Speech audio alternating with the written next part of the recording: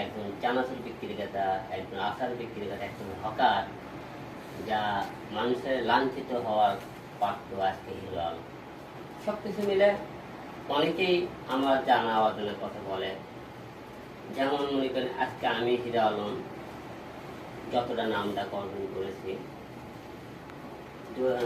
উনি একটা ব্যক্তি যদি আমার মাথার উপর একটু হাত দিত অথবা কারো ছায় রাখতো, যে অনেকেই বলে হিরো আলম গুছিয়ে কথা বলতে পারে না, তার লেখাপড়া নাই, সে ভালো করে কথাও বলতে পারে না, সে আবার কিসের হিরো, এবং সে এমপি নির্বাচন করতে আসে কি যোগ্যতা আছে। তা আমি তাদেরকে একটা বলতে চাই, আমি তো কোনো সোনার চামচ মুখে নিয়ে জন্মগ্রহণ করিনি যে আমি ভালো করে কথা বলতে পারবো। ধরেন আমি ভালো একটা নাটক সিনেমা বানাবো, আজ পর্যন্ত কোনো প্রডিউসার তো আমাকে বলে